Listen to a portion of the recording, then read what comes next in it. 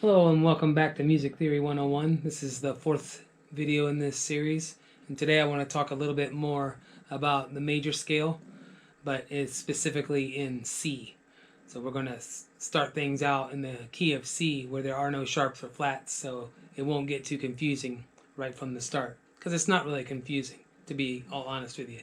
Things just follow a certain pattern, and once you understand those patterns, you'll be good to go. The last time I showed you how to find in the pattern with the whole step, half step, right? Whole step, whole step, whole step, half step. Okay? That applies everywhere where you're starting. If you're starting, even if you started here, it's still going to be that same pattern. And as you travel up the neck, you're still going to be on the major scale, but you started here on A, so this would be the A major scale. So that pattern it applies across all of the notes of the musical alphabet from A to G. Okay, but all of them but C have a sharp or flat in them, so that can get a little bit confusing, especially when you're new to the guitar and you're not real comfortable where all the notes are located on the neck. It could cause you to have a brain overload for some people. So the C major scale, I showed you here, it would basically be E, F, G, A, B, C, D, and right back to E. So you notice that it differs from when I did it last time, and that there was sharps and flats in there. Technically, we would start on the C, which is here. You should be starting to get familiar with these notes on this neck, and if you're not, I encourage you to do so. The sooner, the better. Don't put it off, because it has a lot to do with your ear and training your ear, but also just a familiarity with the neck and where certain notes are located. So again, you're going to eliminate a lot of thinking and confusion if you just buckle down and learn where these notes are, and it's going to make things loads easier on down the road when we start exploring more difficult concepts. So today, hopefully you're at least familiar with these ones right here in this first position. We're going to start us out on just C. Okay, your C is on obviously the A string and on your third fret. I want you to fret that with your third finger, just like you see in this graphic here. C, and then for your next note is your open D string, the next string up in that direction. Notice I pointed down when I said up. That was not a mistake, as you may know from earlier videos. It's up in pitch, so C, D, E on the D string, my second finger. This is how I want you to finger it.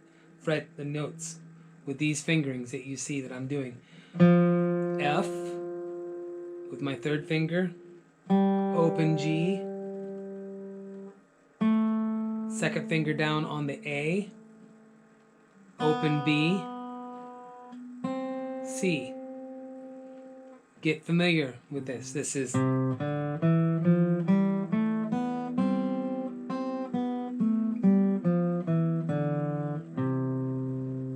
it's as easy as that. Do, re, mi, fa, sol, la, ti, do. Now you can throw these other notes in here. F, G, A, B, C, like this.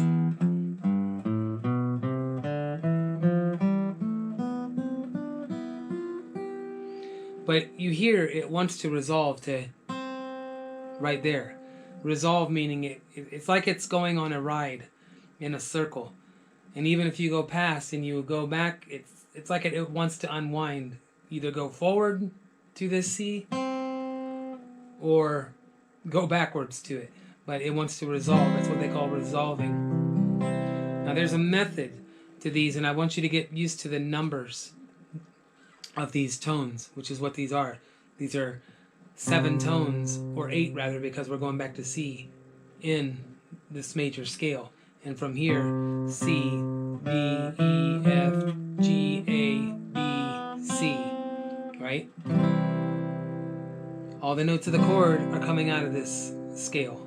It's the same for any in chords. They're all coming out of the scale in some sort. They are our scale tones. This is how they're all related to each other, that we will explore more at another time. So use those fingerings.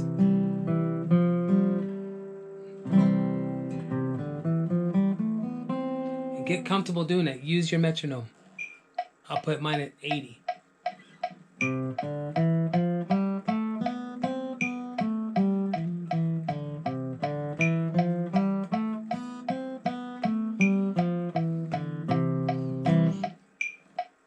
Go with the beat. Start from the beginning, just the same as I tell you to go and study those notes. Just buckle down and study the notes.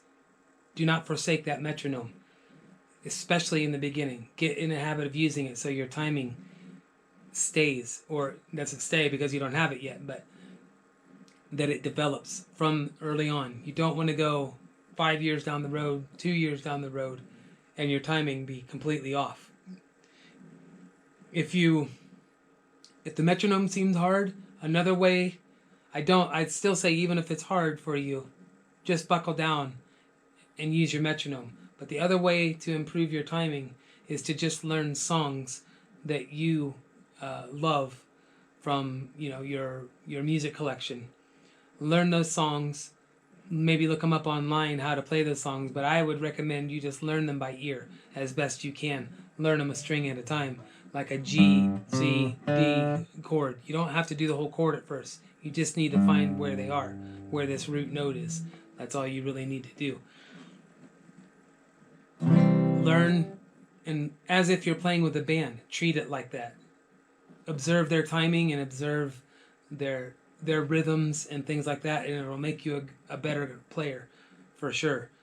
Because in a sense, it is like a dress rehearsal for playing in a band. And the smoother you get and the more that you can play inside the groove, somebody else's groove, and inside that beat, the better off you'll be and the more people will want to play with you.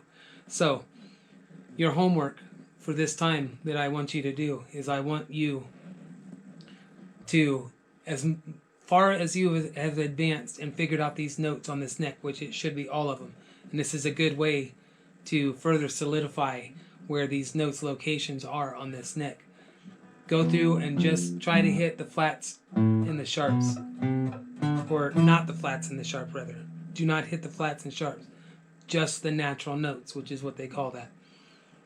So E, F, G, A, B, C, D, E, A, B, C, D, E, F, G, A, just like that, right? D, E, F, G, A, B, C, D.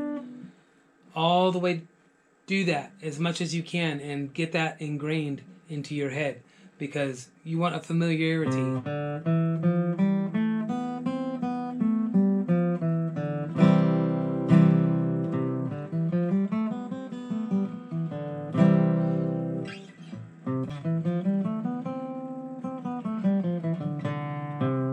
Find all your C's and